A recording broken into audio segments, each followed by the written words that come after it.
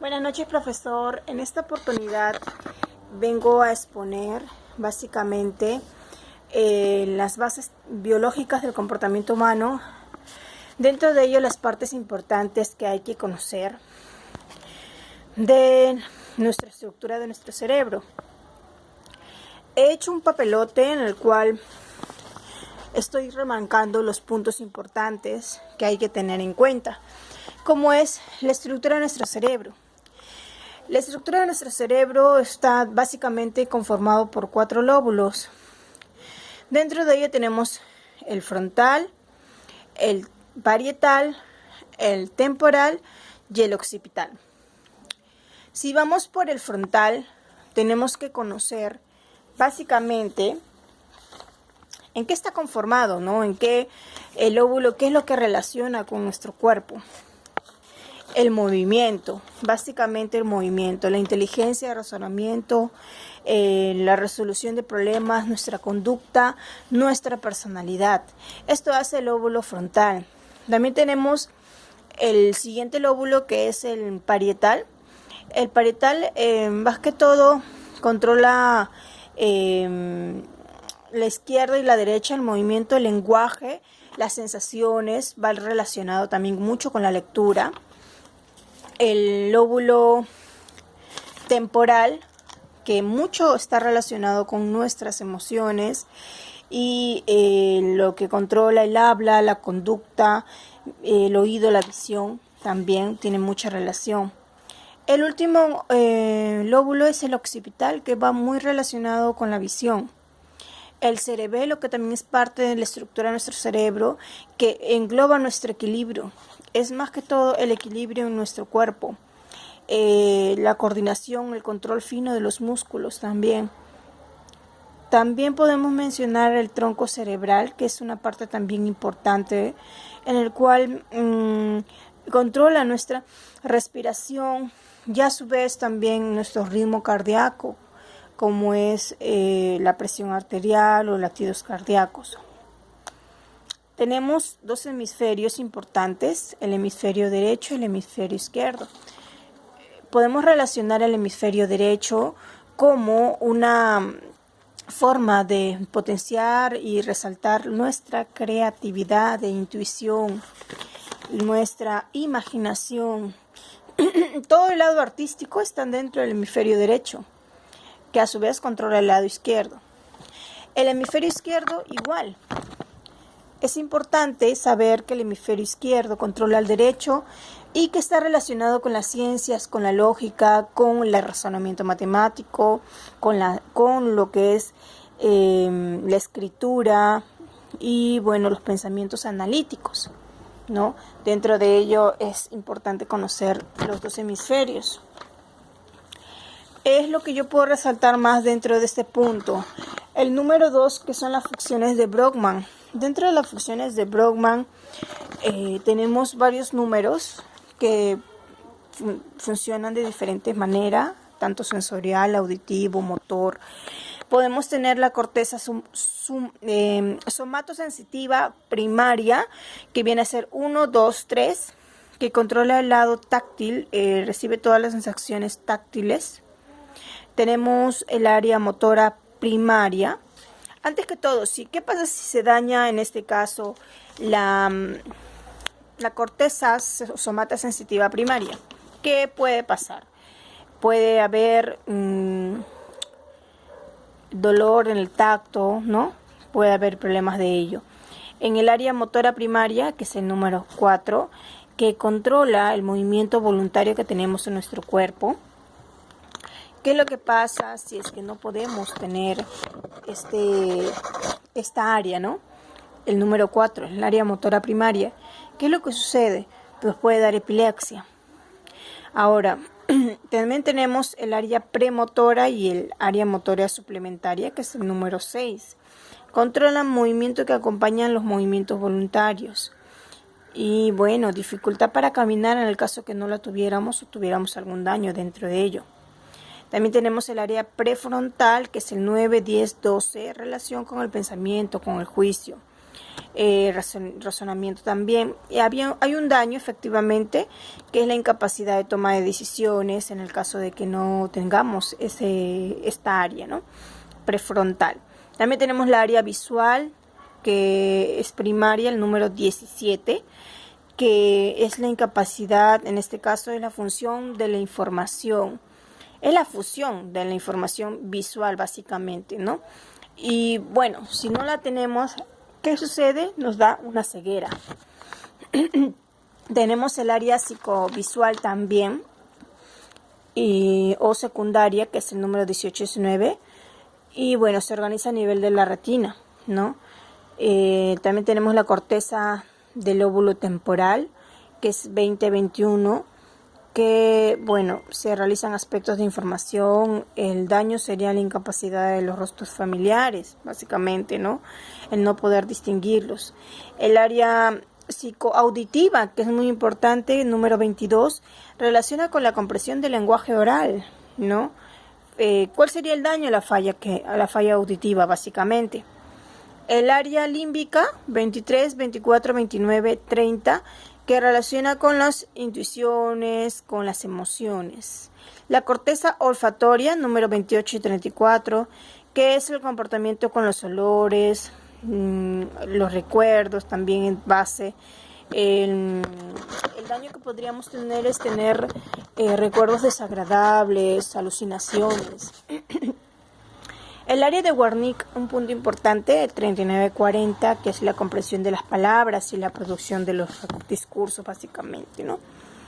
La corteza auditiva primaria. La corteza auditiva primaria está número 41-42, que detecta cambios frecuentes y localización fuente sonora dentro del sonido, básicamente, ¿no? El área gustativa, el número 43, que es sensación del equilibrio. Por último, también tenemos 44-45, que es el área Broca. Comprende básicamente al lenguaje hablado, al lenguaje escrito. Básicamente es ello lo más resaltante dentro del área de Brockman, ¿no? Las funciones de Brockman de los diferentes números que engloban básicamente lo importante que es estudiarlas.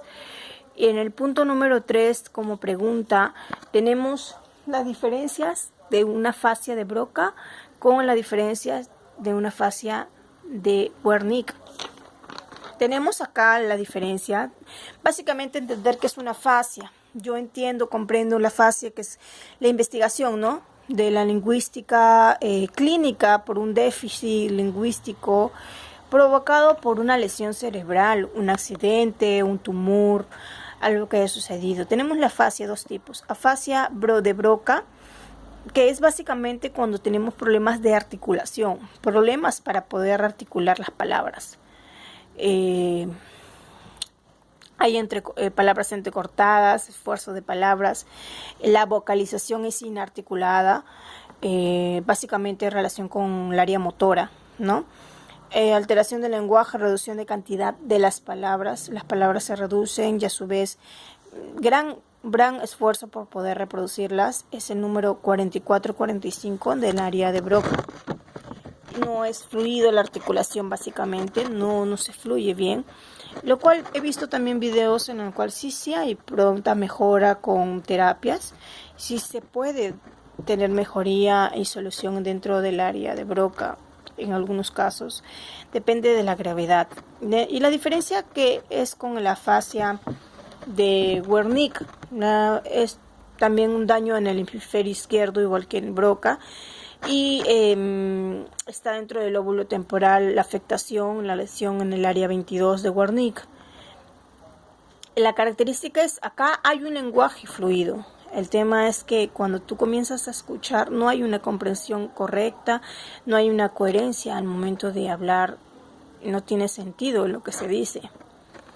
Por ejemplo, ¿no?, está hablando algo y en vez de decir vaso dice soba, o se pueden hasta crear palabras dentro de esas oraciones, lo cual hacen que no tengan sentido dentro de ellas. Eso es básicamente la diferencia entre las dos afasias. Las dos tienen este problema ¿no? Que se suscita, pero que están básicamente ligados por un tema que se ve dentro del hemisferio izquierdo, por una afectación, ya sea por un tumor o un accidente que se pueda dar. El último punto, básicamente, explicar el síndrome prefrontal. El síndrome prefrontal, básicamente, ¿cuál es la relación entre la personalidad y el comportamiento humano?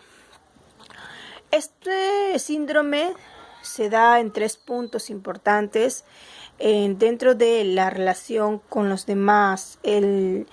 La corteza dorsolateral es uno, que este paciente, esta persona tiene timidez, no se puede relacionar con los demás, hay déficit en la atención, no hay una buena atención al momento de captar alguna información, y es una persona tímida.